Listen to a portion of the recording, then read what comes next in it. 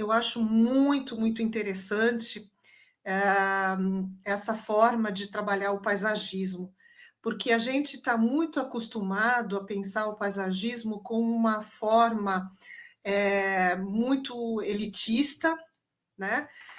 Para pessoas ricas, para ter um jardim bonito, mas na verdade o paisagismo ela tem uma função, deveria ter uma função, e eu acho que você trabalha nesse sentido, de trazer a natureza, né, para as cidades, principalmente, né, aproximar a natureza como uma ferramenta, né, de equilíbrio e de conexão, né, uma harmonização e um equilíbrio.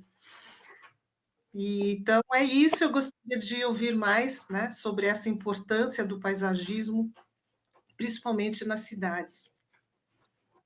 Boa É, noite. isso aí. Então, boa noite, Kira. Boa noite, Pedro. Boa noite a todos que estão nos acompanhando aí ao vivo, né? Satisfação ver o Francisco aí, foi meu colega na agroecologia aplicada, é um pós-graduado também, como eu. Muito legal, então, esse convite de vocês e a liberdade que também tu me deste, Kira, de escolher um pouco a temática, né? Justamente por isso, porque eu acho que nós estamos passando por um repensar, né, de várias coisas, né, ao longo desse século aqui, do século XXI, né, e nós estamos superando alguns conceitos, né, que vinham do passado e que estavam muito ligados a essa questão do ser humano querer se sobressair ao meio ambiente, né, se sobressair à natureza, se mostrando como um dominador, né? E não como parte desse sistema chamado natureza. Né? Então, várias filosofias têm trabalhado isso, várias tecnologias estão surgindo no sentido de quase que uma emancipação, né, das pessoas em relação a esse pensamento, que é um pensamento que precisa ser superado, que é esse pensamento de que o ser humano é superior ao contexto no qual ele está inserido. Né? Então, por outro lado, né, o paisagismo é uma construção humana. Né? O paisagismo, enquanto leituras, né, a própria formação da palavra, são duas palavras, né? Nós temos aí paisagem, que aí seria a natureza propriamente dita, e temos um ismo aí atrás, né? Esse ismo representa o quê? É o trabalhar sobre, né? É uma reflexão e ao mesmo tempo, uma intervenção.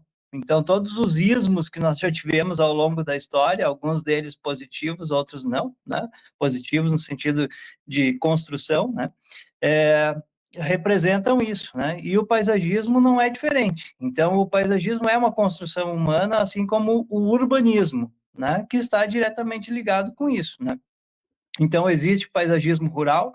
Existe, mas basicamente o conceito que nós abordamos no dia a dia é o paisagismo enquanto uma das coisas que existe no meio urbano ou no espaço civilizado, por assim dizer, né? Isso está no contexto da geografia, né? Então, as intervenções nas paisagens, elas fazem parte de um contexto cultural. Logo, o paisagismo ele vai sofrer, né, ou vai receber, né, uma carga, né, de informação em cada lugar onde ele acontecer. Então, por isso que a gente fala eu mesmo utilizo essa expressão, né, como até uma forma de identificação do nosso trabalho, que é o da criação de um paisagismo de terroir serrano. Né? Nós temos uma realidade aqui que é uma construção histórica, que é uma construção cultural, né? Mas é uma construção ambiental também.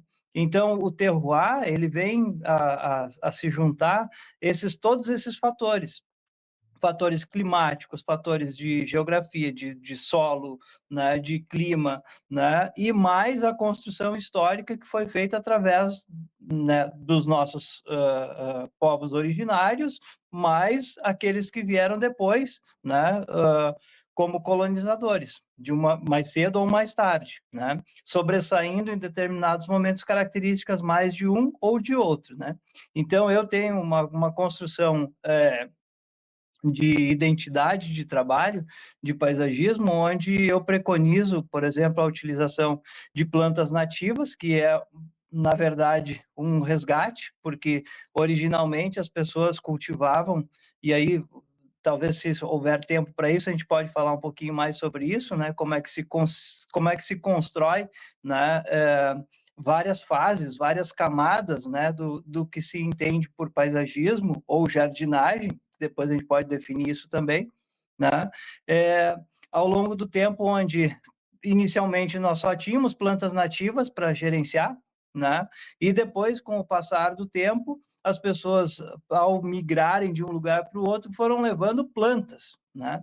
Algumas plantas com objetivo de subsistência e outras plantas com objetivos diversos, como fitoterápicos, por exemplo. Então, levavam a farmácia junto, era vegetação, né? Elas levavam também plantas para o seu deleite, né? Uma roseira, né? A roseira, por exemplo, ela não tem propriamente uma finalidade nem comestível, embora seja, nem tampouco comercial, embora exista, né, comercialmente. Mas as pessoas plantavam a roseira pelo deleite, pela observação, pelo perfume, né, por vários motivos, né. Então, é uma construção histórica que se foi fazendo, agregando plantas exóticas no sentido biológico, né, de outros lugares, né. Então, a gente vive numa construção humana, né, sobre a natureza. E hoje, então, falando um pouquinho sobre o meu trabalho, eu tento fazer justamente esse resgate, né, das possibilidades que nós temos de olhar para a natureza, olhar para o potencial de plantas nativas daqui e utilizá-las de forma harmônica, junto com essas outras que foram trazidas, né, por imigrantes, enfim, né, pessoas que se instalaram aqui. Então, vamos dizer, essa construção que a gente está fazendo, ela tem várias nuances. Ela é uma construção, aquilo que na introdução ali, eu coloquei em terceira pessoa, assim, né? Utilizei a inteligência artificial para colocar em terceira pessoa tudo, mas na verdade tudo que está ali fui eu que escrevi. Mas eu não gosto muito de falar de mim, então eu usei terceira pessoa. Mas o fato é esse. O que que a gente faz? A gente é fruto, eu sou fruto, cada um de vocês é fruto do meio onde se insere, né? Então, para mim, que nasci aqui em Canela, né, e continuo aqui, de certa forma, é muito mais fácil de ter construído uma observação do potencial ornamental das plantas nativas. Também é fácil, de certa forma, de observar como, ao longo desses meus 47 anos, a própria cidade, ou vamos falar 45, porque o primeiro fato que eu lembro, assim mesmo, foi a grande nevasca de 1980. Então, eu tinha 2 anos. Então, eu tenho memória de 45 anos, de hoje para trás, sobre a natureza daqui, né? E eu lembro, então, daquele ano, em 1980, de uma taquareira, uma planta exótica, naquele caso, estourando por causa do peso da neve, né? Então, a taquareira estava caindo, quebrando partes dela por conta do peso da neve.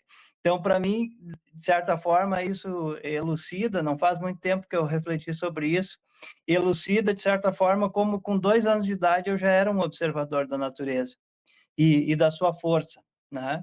E sem eu, particularmente, me acho, de certa forma, uma pessoa que sempre tenta ser um mediador das coisas.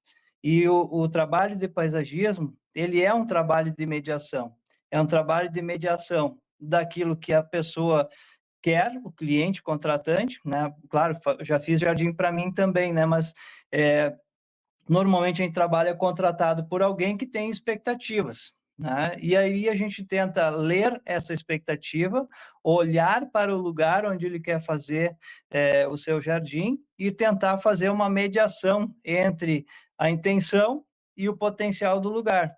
utilizando as ferramentas que são as nossas tintas, que é normalmente a vegetação, as pedras, a madeira, né, os outros elementos que a gente consegue utilizar na construção desse espaço ajardinado.